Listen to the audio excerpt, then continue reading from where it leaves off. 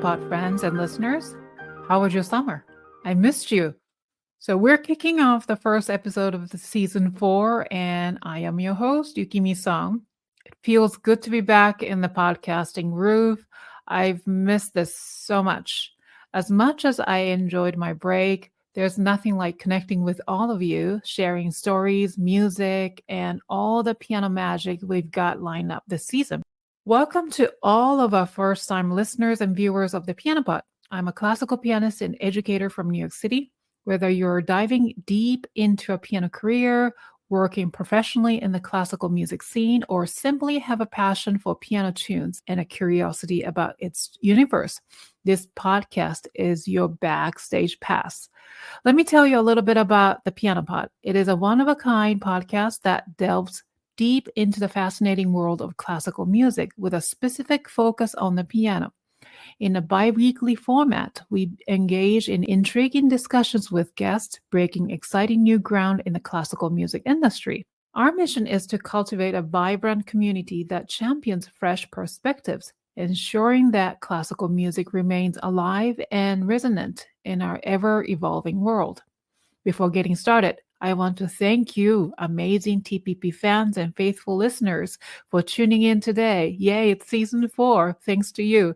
Please rate and review the show on Apple Podcasts or any other podcasting platforms, because every rating review will help people find my show.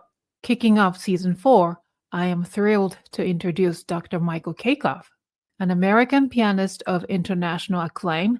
Dr. Kaykov has dazzled audiences worldwide, both as a soloist and in collaboration with industry giants, including the late two-time Emmy winner Glenn Roven.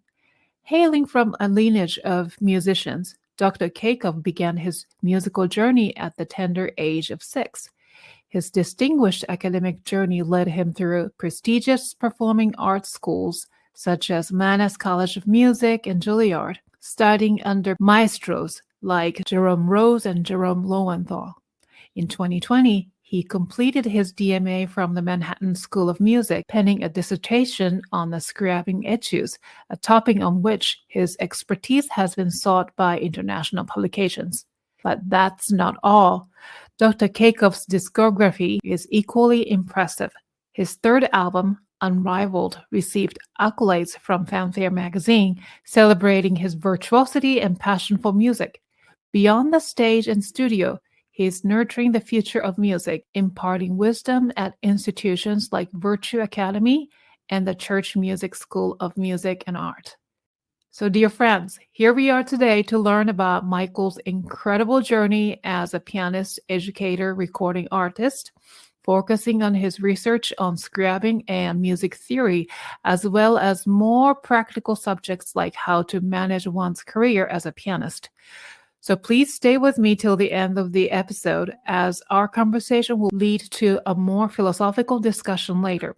So let's begin the PianoPod's first episode of the new season with a guest, Dr. Michael Kaykov. Please enjoy the show. You are listening to the PianoPod, where we talk to the brightest minds in the industry about how they are bringing the piano into the 21st century. Welcome to the PianoPod, Michael.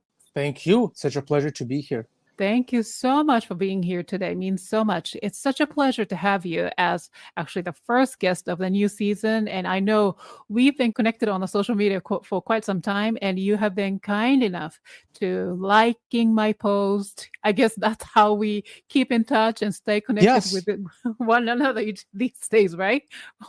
Whether that is personal level or professional. So, actually your name has been in the guest wish list of mine since the get-go. Nice. Yeah. Yes. And I can't believe I didn't reach out to you till like really recently to be on my show. So I've been listening to your recordings, and also I read your scholarly, article about Scriabin's idea of tone color relations, and it's fascinating, interesting. And Michael, honestly, I learned so much from your writing, and this is the very reason I do what I do, which is podcasting, because I get to study about, each guest, but also their expertise and wealth of knowledge. We'll talk more about your recordings later in this interview. So let's start with Scriabin, your research. Tell me about the article a little bit. Yes, well, I have several articles, and I think the one you're referring to is the one on his synesthesia and the mapping of colors to different keys. So, I mean, the gist of that article, first of all, that idea was presented to me by my thesis advisor, Dr. Green, who helped me get published. And he guided my whole dissertation. He thought, well, maybe you can do something a little bit more practical and actually get published with if you pick a sort of interesting enough topic. So he suggested that. And the article, basically the gist of it is the latest consensus is Scriabin may not have had complete synesthesia. And the interesting thing is he may have been inspired by his conversations with Rimsky-Korsakov, and he came upon the idea of having like a really rigorous system where he would map different keys.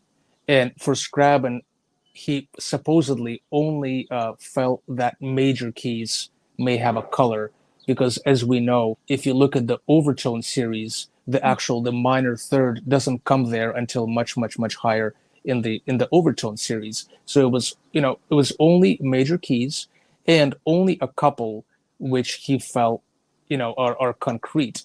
And that being said, if you look at all the various archives, including that and the Scriabin Museum, he had several valid, complete schemes for colors, and they're all different.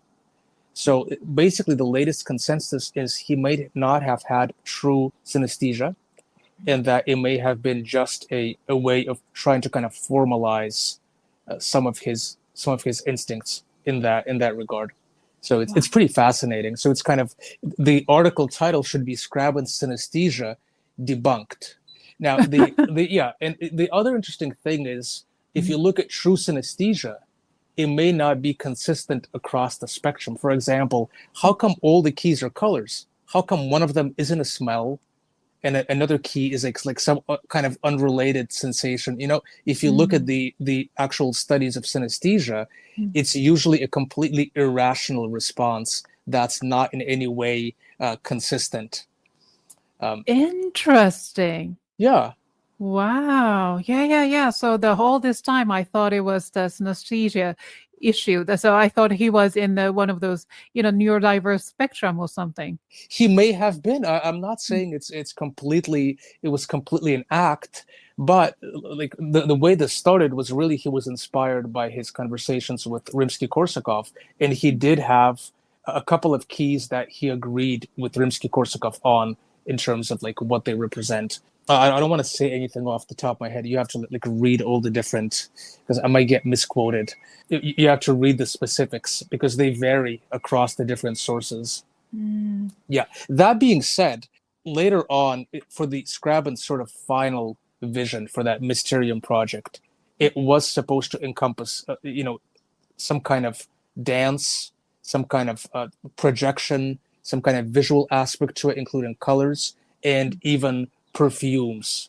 So perfumes? Yes, like smell. That was all supposed to be part of his final kind of Mysterium, which never materialized. So in a way, it doesn't really matter how complete his synesthesia was, because the way it inspired his craft.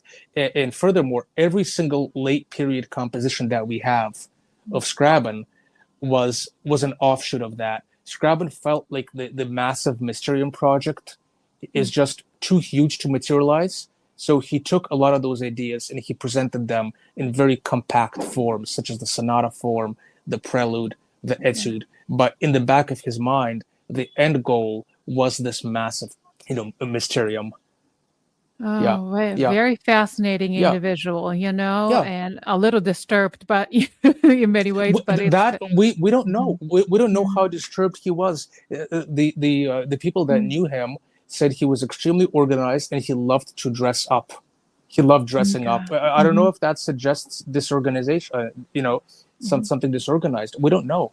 We don't know. It may have been this popular artist persona that people want to cultivate, but he may have been extremely rational, and the music kind of suggests that, like the crystalline clarity of his harmonic writing and textures suggests that he was completely sane. Wow. Yeah. Maybe he was just way ahead of his time. That's why people Yes. described him as like cuckoo or Yes. Yes. maybe so. Because after I read your article, and then so I watched the Prometheus Opus 60 by the famous Yale Symphonic Orchestra, Yes. performed in 2010, which is actually the rendition of, I guess, Scriabin's vision, because Yes. at the time when he wrote this piece, it was exactly 100 years ago, and he was not able to, technology was not obviously at that level of being Yes. able to visualize his vision. You know what I mean? Yes. They were not able to project colors in real time. Yeah. And Right, with right. the, But I've seen that Yale performance, and they were trying to kind of recreate what some of the indications in his score. Again, we really don't know the specifics, but there's a couple of things that he did indicate in the first edition of the score regarding colors. Yeah. some people have the tendency to associate our feelings, whether that is anger or sadness or whatever that is, to associate with certain keys, right? So C Yes. major sounds like this, C major represent purity, whatever that is. F sharp minor is this feeling or represent this, but Scriabin is more specific. Like every single note has the color, the shade. Yes. Yes. Well, I mean, even from personal experience, I don't have perfect pitch, but I can tell if a piece is played at the incorrect pitch. If we look at recording transfers, and sometimes when something is transferred, well, like in the case of an LP, if it's transferred down a semitone or up a semitone, I can recognize something's off. If I look at a piece of music, I can hear it kind of in the original key, but unfortunately, I can't tell random notes on the piano. I can't tell what clusters are, so I don't have that kind of perfect pitch at all. But I guess Yeah. you can sense, I don't know, maybe Yeah. through certain vibration. I don't know. No, I think, well, if you know a piece well enough, and you've always played it in one key, you're going to tell something's off if it's suddenly down at semitone. Yeah. You hear it. There was a record transfer, I think it was something like the Chopin Sonata in B flat minor, and it was up a half step, and it was kind of jarring to listen to. Right. I Very bet. strange. Very Very strange. strange. Yeah.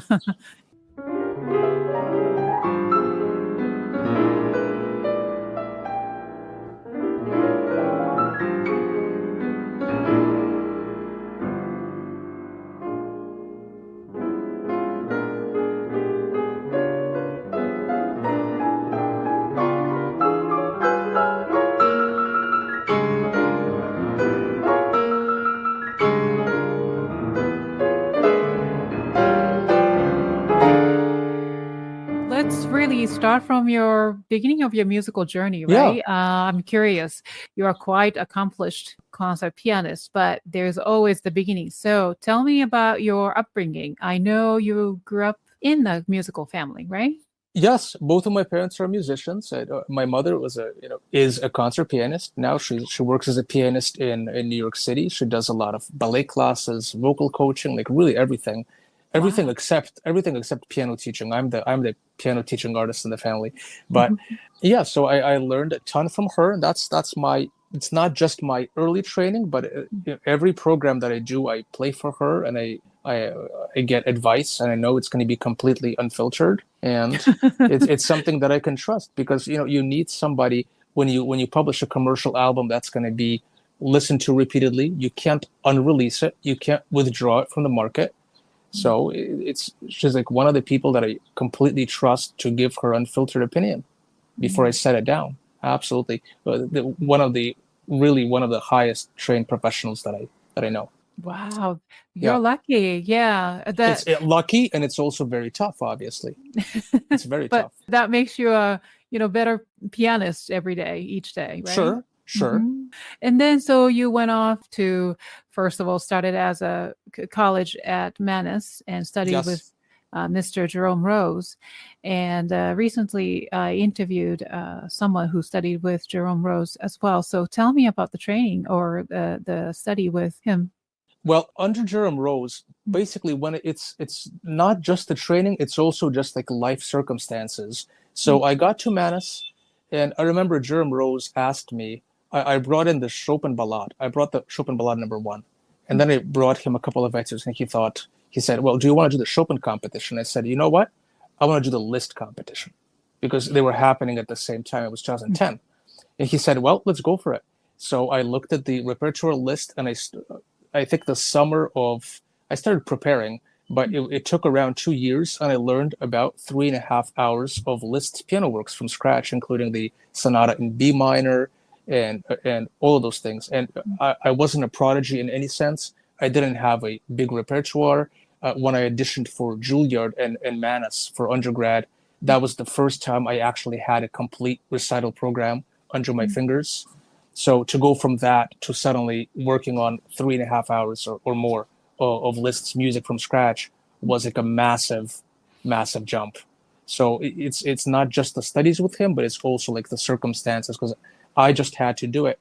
And I had to learn all of that myself. And when I brought the pieces into him, they had to be memorized and in tempo and performance ready. And then he would give me feedback. So in a way, it's a kind of advanced, it's a pretty advanced training. And if you look at even teaching artists like Lishatitsky or Anton Rubinstein, if you read Hoffman's memoirs, I mean, right, they would bring in these things already in tempo and kind of performance ready to the master. You know, you're humble by saying, you know, oh, I'm not a child prodigy or anything, and not at all, not at all. Late bloomer, if anything. Really, who else? When I was 17, that was really the first time that I had a complete recital program. And I remember the recital program. It was the Bach E major Prelude and Fugue Book 1, the Beethoven Waldstein, my first like complete Beethoven sonata, extremely tough, like really tough. A Scriabin Etude, Opus 65, #3. Ironically, that's also one of the etudes I focused on for my theoretical dissertation. So it's like I really know that piece inside and out, obviously. And I also had the Liszt Mephisto Waltz and the Tchaikovsky Dumka. That's it. That's literally that was, and I worked on that program for over a year, just like trying to get it into shape, and it was tough. So I wasn't a prodigy. It was something like below average in terms of speed of development. So not a late bloomer, not like a late starter, but I didn't show anything exemplary at all. There were people much further along than me when I really wanted to get into this, which is cool. That's how I didn't run out of steam yet. Well, you know, so you don't want to run out of energy. This career is a long shot. It's not just one time you win something and then, you know, disappears. It's really the lifelong career, right? Yeah, there's also a misconception. I had an argument with somebody online, and they said that every single great artist was some kind of child prodigy. That's false. That's completely false. And the fact that popular culture there's such a premium on a completely freakish feat that's supposed to somehow come easily. You know what I mean? Right. It's if you read somebody like Samuel Feinberg, for example, one of the first pianists in the Soviet Union to present the 32 Beethoven sonatas. He played the works of all the avant-garde composers. For his graduation concert, he presented all the Bach 48 Preludes and Fugues and the Rachmaninoff Third, and all the crazy stuff. And he mentions in his book on pedagogy that he had like a more normal kind of memory, where he would just have to sit down and absorb things at a pretty slow pace, and he didn't like to rush it. And he could learn things on demand quickly when needed to, but he preferred like a more kind of normal working pace. So it's not like he could hear a piece of music and reproduce it faultlessly like Joseph Hoffman. So it's, so just something that I see, at least in the 21st century, such a premium on so-called talent and natural ability, where it really shouldn't be the case. It should be a premium on training.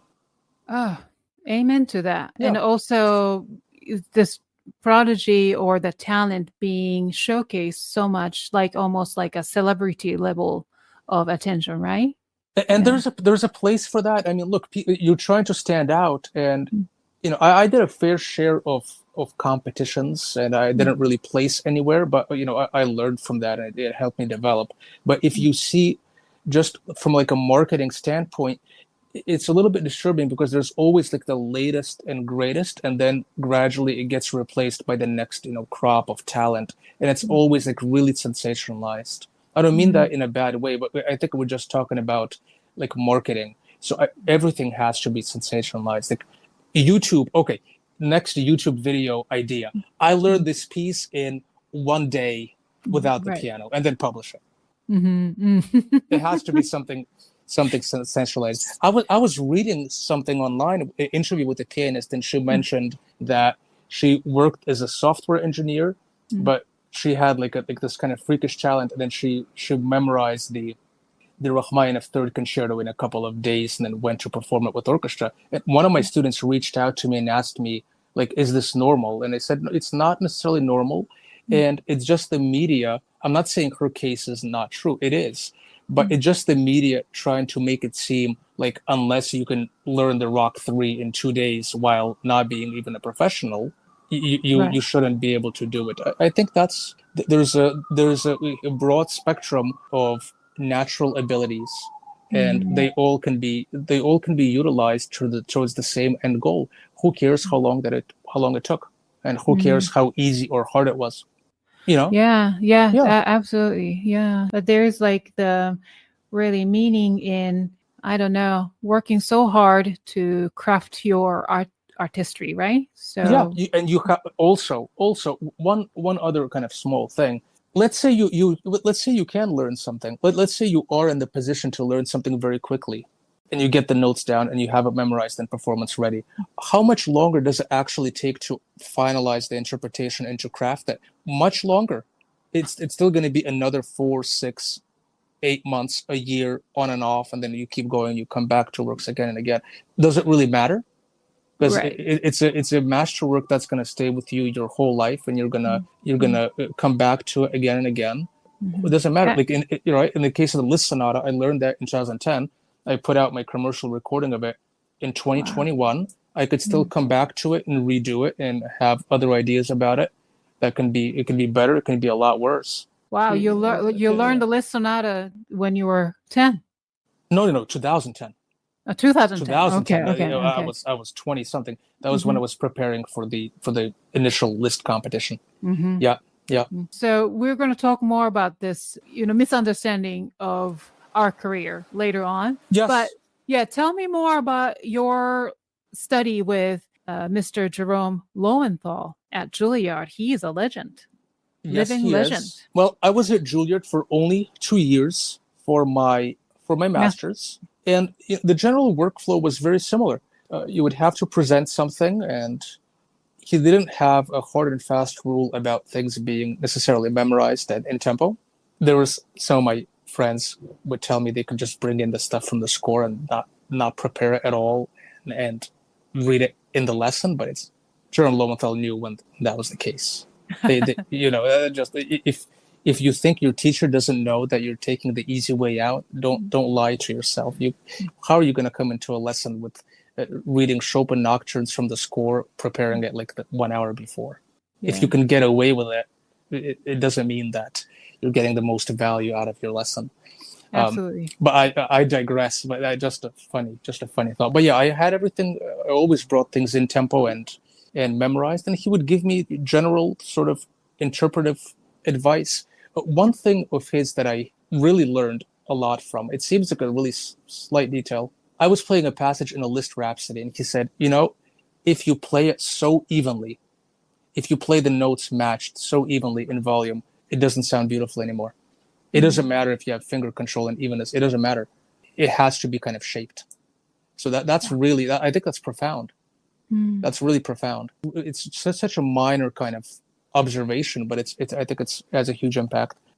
So then, you afterwards, did you go directly to Manhattan School to finish Yes, your, okay. And yes, then I did everything in a row. It's like this mad rush where at the end of the Mhm. degree program, you would kind of audition for the next one. My parents were actually kind of puzzled by that, because when they went to school in the Soviet Union, you would finish your degree program, and then that summer I think you would audition for the next one. It's so weird that you're in March, you're already in, sometimes no, in the case of pre-screening, you are in the September, October area of your last year of school, yet you're auditioning for something else. Isn't that kind of weird? Think about it. I mean, so you're already thinking about the next step, or you're actually in the most rigorous year of your program, and you're planning ahead for the next thing. Very tough. Right. I don't know why it's like that. Maybe auditions should be held over the summer. Yeah, but you did finish Manhattan School of Music and then got your DMA, correct? Yes. So before continuing this fun episode with Dr. Michael Kaykov, let's take a moment to hear from our valued sponsor, Newzik app, whose generous support helps make this podcast possible. Introducing Newzik. Ever heard of it? If carrying heavy sheet music binders drains your energy, this app is your solution. On iPad, iPhone, and web, Newzik is a sheet music reader that will revolutionize your music life by creating a tidy library, no more mess. Newzik has enchanted 400,000 professional musicians worldwide. With its collaborative features, musicians can share their scores and annotations in real time. Newzik is also the best companion for amateur musicians. Newzik created its AI to help musicians of all levels in their daily practice. Get a 1-month free trial using the code PianoPod23 exclusively for the PianoPod listeners. Claim your free month with Newzik today. So you studied with all these famous, amazing music schools in the world. After graduating, was your career red carpet ready and everybody is just cheering you and waiting for you to have this big concert career? I bet it was. Not at all. Not at all. So really? What happened? Well, first of all, if you look at the DMA program, it's 2 years of coursework. Then it's something called ABD, all but dissertation. So at that point, you can kind of hang around. I was very fortunate that at my third year of doctoral studies, I was able to extend my kind of teaching duties there. So all the way up until 2020, when the pandemic hit, I was teaching some of those keyboard skills classes at the Manhattan School of Music. Very little, just a couple of hours a week, sometimes less, like a symbolic amount, if any. But all that time, I was teaching and building the experience, working with like a variety of students every single year, which is awesome. That's really I think that was the real value, to get a workflow for adult learning for college education. It was also ended up being very good for the resume, because you have a so-called experience kind of teaching in a row. Not my accomplishment. I was just very lucky to have that, to be able to teach not just required piano, but also keyboard skills and harmonization, transposition, things like that, score reading. Yeah, well, and then the pandemic hit, and obviously the kind of teaching stopped. Actually stopped a little bit before that, because the position kind of rotated, but everything went fully remote. And I went to Florida because my parents felt like it's a good idea to maybe escape the pandemic and go there. And there was a place to stay there, and I ended up spending around 4 months in Florida without really. I had a little keyboard there, but without any piano, and I just sat there writing my dissertation. There was literally nothing else to do, and I was refining the dissertation and going back and forth with my thesis advisor and really correcting every word. It was ridiculous in a good way. It was so detailed. So by the time you finish your dissertation, so that was actually while you're writing dissertation, it was during pandemic. Yes. Yeah, Yes. that's right. That's true. So I didn't realize how recent it was. So what's like to be a concert pianist now? So how are you managing your concert pianist career? So I understand. So it's sort of, well, let me tell you how I kind of got to this point and how I came upon the idea of just like self-managing and self-promoting and investing some income into this, because things have to kind of click in place for this to be possible. And I was extremely, extremely fortunate.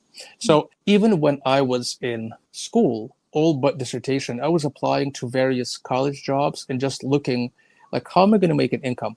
How am I going to make an income? And if you look at college teaching positions, nobody's going to offer you anything that's even remotely like full-time. It's going to be a part-time, and you're going to be looking into possibly like relocating. And I'm not saying this as a complaint, but you'll be relocating for something like $100 a week. And if you look at the workload that you're going to get, a couple of keyboard classes in a community college, which is a very desirable position, very desirable, but you're going to look at something like $100 a week, which is not sustainable. So I was applying to all of those, getting constant rejections, and I thought, what can I really do? So I started looking into remote work. That kind of clicked into place, and I started working for 2 different companies, and then eventually I just settled on a virtual academy because it's like a much more flexible work and scheduling. And I love it because, do the math for a minute. If you can literally teach from home, you don't have to commute. Your schedule is flexible. If something comes up, you can reschedule or move the lesson around. They manage I'm not advertising them, but I kind of am, and it's not a paid sponsorship or anything. But they're really, like, if you look them up, they have a huge variety of teachers. They have a huge roster of, even if piano teachers, they have like pages and pages and pages of people that teach for them. So it's great. And in terms of income, it's kind of freelancing. It's not stable, but it's a lot better than applying to just any open college position and really looking desperate. Because when you're desperate for work, I think recruiters can tell. They can tell that you're going to settle for pretty much anything. Right. So, yes. When you apply to a school, at least the way because college employment is still like a long-term goal for me. I'd love to teach in a college setting again. I'd love to. It's really like it's part of my kind of career goal, and I think it's going to open up more doors for performance as well, because these things they're connected. It's not like a separate thing. But so in terms of like advice, I would say just don't apply constantly to any open job, but really research the school and see what you can, where you might want to work at, and have real concrete reasons why you might want to relocate there.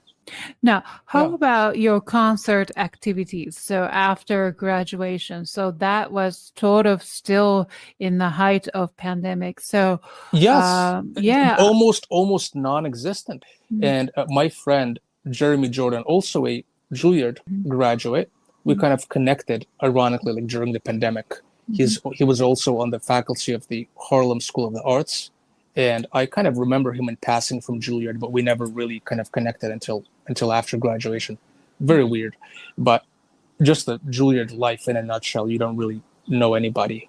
He had this little concert series right in his house where he would do streams. So I thought, why not just go over there and stream a lot of the repertoire that I was going to record. So I did multiple streams for him, and that was basically my concert activities that year during the pandemic. And right now I'm kind of pivoting towards just renting out venues and looking at advertising and managing this myself. It's awesome.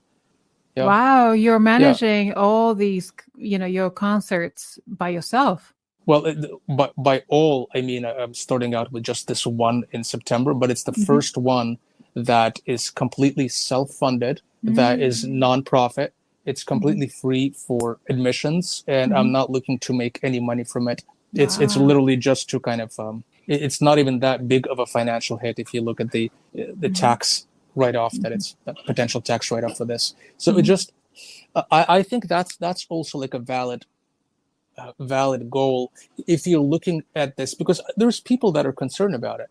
They're wondering, how can I make an income from this right away? And if you're looking at doing too many things at once, you're going to be deeply unhappy. You're going to be deeply unhappy. You have to pick one. If you're looking at consistent profits, or are you looking at artistic development and playing how you want, what you want, So I would just say, like, if people looking to get into this, like, just go for it. Find an affordable venue. Clever House in New York, very affordable. Rent it, advertise it, go from there. That's there's nothing more to it than that. And preferably with live streaming, you can build up an audience or a small team of people that are going to support you no matter what. Right. Yeah. And so tell me about this concert. So unfortunately, this episode will come out after this concert at the clubhouse that's in Hell's Kitchen area of New York City, correct? Well, yes. it's gonna be streamed and archived somewhere, so it's not that much of a Oh, big deal. wonderful. Yeah. Yes, yeah. yes. Well, I will try to be there in person. So I'm very Nice. excited about that. It's going to be on September 2nd at 5 p.m. So tell me about the concert. It's going to be, I think, the all Franz Liszt pieces, right? Yes. It's a all Franz Liszt program, and I pitched this program to one of the record labels that I work with, Odradek Records. It's kind of, I want to sidetrack here because when I did my first All-Liszt album, I just released it on Bandcamp and Spotify. It was like a totally self-published. You literally just go to a studio, they give you the recorded masters, they give you the video. I edited everything myself, and it was like a very affordable, very low budget thing, but the sound quality was great. So I used that, and I found this record label, Odradek, which was special because they take submissions, and these submissions are judged by a team of people who are actually already recording artists for Odradek. So right now I actually judge some of the stuff that comes in, and it's all done completely anonymously. So I sent them the materials from my first self-published Liszt album, and they approved this second release that I kind of done through them. So this upcoming thing is going to be my third All-Liszt album, but it's only my second commercial album with Odradek. The program was picked, first of all, because these works are really underrepresented. They're easier to pitch. Nobody's going to, you need a very good reason if you want to record, Chopin 24 Preludes, Second Sonata, and Third Sonata, things that have been recorded 100 times every year. I'm not saying that in a bad way. It's a little bit less unique just from the fact that it's been done so many times, versus something like this where there's only a handful of commercial recordings available. So it got accepted. The proposal got accepted, like through an anonymous kind of judgment thing, and I'm fortunate to do it. Yeah. Well, that's great. Yeah. So tell me the list of pieces that you'll be recording and also performing at the concert as well, because they the same pieces. They're the same. Right? They're exactly the same, Tell me. and probably in the same order. As you know, what you play live in one sitting might be better to order it a little bit differently than on an album, where the first track has to like completely grab you because you assume that the listener may not make it past the first track. I don't mean that like in a demeaning way. It's a very different listening to something at home on a kind of a passive. Right. Absolutely. It's a different medium. It's a different medium entirely. Absolutely. So the ordering on the album is going to be different. But for the recital, I'm going to start out with the Handel Liszt Sarabande and Chacon transcription, which is rare, very rare. One of his last compositions in that kind of style. So that's the first one. Then I have the impromptu in F sharp major.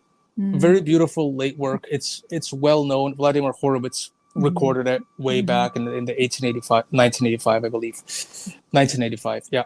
Then I have the toccata, which is a rare piece, and there's a couple of add-ons to it that Liszt he revised it towards the end of his life. It's unclear when it was composed, but probably in the 1870s, so the last decade of his life. And then the very last Hungarian Rhapsody, the Rhapsody number 19. Wow, that's awesome. Yes, that's the first half. It's great. The funny thing about that piece, it's a transcription. It's actually a transcription, so it's based on motives by other Hungarian composers. We can't really find the originals, but it's not like it's not original material. It's really a transcription, and that's kind of the first half. Second half is the Chartish Macabre. Again, one of those like extremely virtuosic pieces that he wrote towards the end of his life. When people think late Liszt, they may not associate it with like extreme piano feats, but that piece is pretty extreme, full of tremolos and like all sorts of things. Very tough. It's sort of like the late Liszt equivalent of the Grand Galop Chromatique, I would say. It's something like that. So Chartish Macabre, then I will do the Trauer Vorspiel und Trauer March. So it's a late composition. Very interesting. I wasn't really aware of it before I kind of picked it. It's pretty awesome. And I have the Mephisto Polka and the third Mephisto Waltz. Now, Oh, Liszt third Mephisto. third Oh, Mephisto. that's rare. Yes, That's rare. that's Yeah, rare. yeah, yeah, yeah, yeah. Yeah, and he third Mephisto waltz and Mephisto polka. So interesting thing about Mephisto waltzes, Liszt has a total of 4, but number 4 never really got completely finished. Yeah, there really isn't like a consensus. Leslie Howard found some more like additional drafts that Liszt did of that 4th Mephisto waltz, and he kind of combined it into one version, but it never got finished. So the 4th Mephisto waltz never got done. That's why it's not on my list. Yeah. Well, and then the Mephisto polka and the Tchaikovsky Polonaise from the Evgeny Onegin, composed the same year as the Handel. So it's like an arc. It's like an arc. Start with the transcription, end with the transcription. Wow, that's gonna be amazing. I can't wait to actually hear you perform all these pieces live on September 2nd. And then also the album will be probably available sometime next year, you said? Yeah, it'll be done before the end of the year. It will be recorded definitely before the end of the year. I have the recording sessions booked and planned. I'm going to record it actually in New York City. It's Skillman Music in Brooklyn. In Brooklyn, yes. Which is a well-known studio, probably the most affordable solution right now. That's still going to give you a very good sound. That's obviously worthy of a commercial release. I like doing these things under a reasonable budget. And they're self-funded. Yes. Wonderful. Now, so, we've been communicating back and forth to prepare for this interview, and then in one of the, I think, emails, you mentioned that you only started grinding your own album projects and really diving deep into recording and playing what you want and how you want after a certain age. So playing All-Liszt program for your upcoming concert and then the album, is that what you mean by playing what you want and how you want? Yes. Well, my first album, like my first All-Liszt album, was something that I've done basically as I was coming out of school, as I was finishing up the doctoral. So I only really started playing and thinking about these things after graduating. I think the school mentality and the idea that you're gonna pick a sort of well-known selection that everybody plays, and you're gonna present those for a competition and hopefully win and get a management. That may not be like the most. You can try that, but it may not be the best kind of path. You also have to do something on the side, where you have to think about things like, is this kind of rare enough? Is it going to contribute something to a label? Like, can I get somebody on board with this sort of repertoire? And why am I playing it? Why am I, if you pick something like Chopin 4 scherzos that I did last year, why would you play those? I did it, but why would you do it? Artur Rubinstein recorded all 4 scherzos in 1932. Right now it's 2023. I mean, why? You have to answer that if you're going to work on something really standard. Yeah, absolutely. Yeah.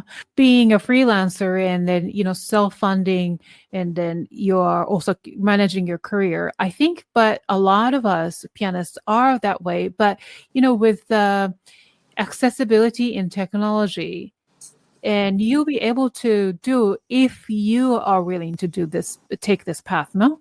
Yes, absolutely. You have to be completely behind it, and then you can't back down. Once you go for it, you go for it. Something, when I started investing my own money into this, I started playing better. Really, it's like a really bad thing to say, but it's like, no, when your own money is on the line, you are absolutely going to prepare to your best ability. You're going to look at every detail, and you can't unrelease a record. You can't unrelease it. Once it's out, it's out. It's up to you to present your best version of it and approve it. Yeah. But in many ways, you can create your pathway, right? Sure. Your career. This is your brand. You as Michael Kaykov. That's the brand. So nobody is going to tell you, what to wear, how you present yourself, to what sort of repertoire to prepare, but you can create your thing, and you can create your audience as well, right? Yes, and you can also, you can take as much as you want on any project. You can always extend the deadline to a certain limit, of course. It's so awesome.